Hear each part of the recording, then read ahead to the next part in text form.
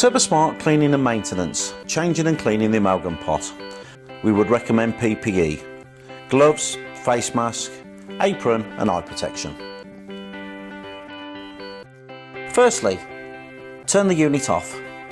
The screen will turn off after approximately 20 seconds. Open the air inlet located at the top of the cyclone.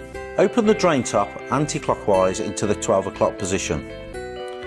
The cyclone is full of water. Releasing the drain tap will siphon off excess water and take it away from the pot so contaminated fluids will not go everywhere when you remove the pot.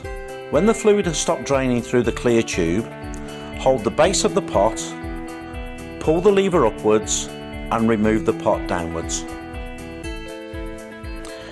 We recommend you replace with a new pot. Alternatively, empty the sludge into a sludge drum, making sure you clean the groove at the back of the pot thoroughly.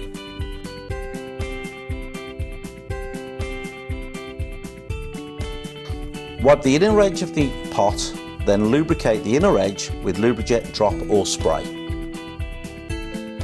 Locate the recess of the pot into the amalgam sensor. Then lift the pot so it just touches the O-ring and then push the handle down.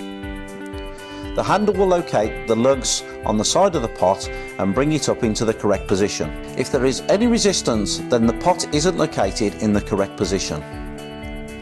Close the drain tap into the 3 o'clock position.